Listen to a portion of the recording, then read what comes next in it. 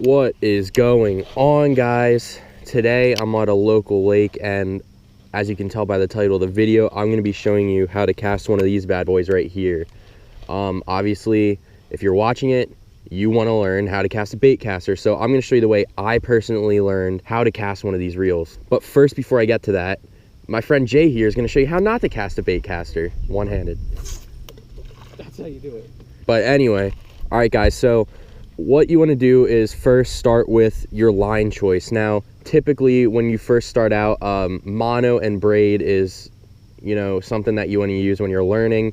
Fluoro apparently is harder to cast, but you'll eventually get there, obviously, when you learn. Braid and mono is impossible to get out of a backlash, though, in my opinion. But if you want to start with fluoro, be my guest, go ahead. It really doesn't matter. I don't feel like it makes that big of a difference. But moving on to the bait, you want something heavy, something about, well, I guess as heavy as you can find. Usually around 1 ounce is sufficient. And what I did was, typically a lot of these bait casting how-to videos show you that, oh, you want to turn your spool tension to where it hits the water and doesn't backlash when you don't have your thumb on the spool, controlling the speed. So let's do that. All right, there you go. It didn't backlash when I dropped the bait. But this is how I learned. So I tightened it where if I would bounce it, it would go down a tiny bit, okay? Like, as long as the spool's open and I bounce it, it would still lose line. It wouldn't be tighter than that. Then I'd go to my internal brakes, and I'd usually turn half of them on. I'll show you here. If you just have the little plate on the side, like Jay's reel here, a lot of people start with a Boo Garcia. This is what I started with, and a lot of people obviously do.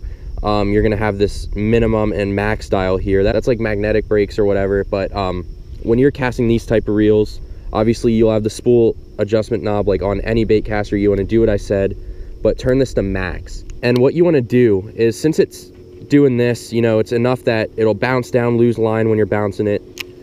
Just, take your cast. Don't worry about backlashing, because when it hits the water, it won't. That's the problem with a lot of people when they're learning to cast bait casters. They get frustrated because they bird's nest all the time, have problems getting it out, whatever. So that's what I learned doing. And then when you take more and more casts, you want to start adding your thumb to the mix, because when you loosen it enough that it falls and you don't use a lot of brakes, you're going to want to use your thumb a lot more. So what I like to do is obviously still take those bomb casts, but learn how to touch your thumb off it when it's casting. I'll show you again real quick, like this. Take your cast, bounce your thumb off it, sort of control the spool speed.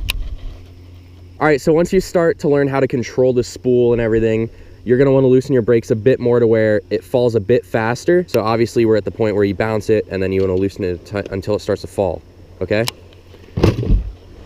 Jay just fell.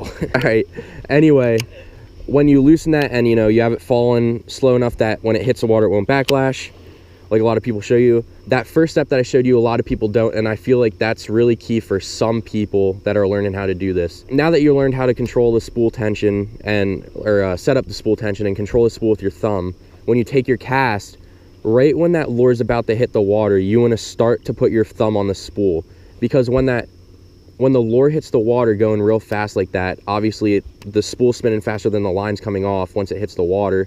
So that's what causes the bird's nest. So let me show you in this video about how to put your thumb. I don't know if you'll be able to see the bait. You'll probably see it when it hits, but so you take your cast, and right when it's about to hit, put your thumb down. You don't have to jam your thumb on it and make the bait slam into the water like this. You don't have to just instantly stop it. You can, if that helps you learn it, but the more you do that, the more you do anything, obviously the better you'll get at it. Like anything like this, just slowly put your thumb on the spool and let it come down and press down, enough to stop it once it's right about to hit the water. So that's how I learned how to cast a bait caster. I hope this helped you out. If you have any questions, leave them in the comment section below. I'll get back to you ASAP. I'll see you guys later. Peace.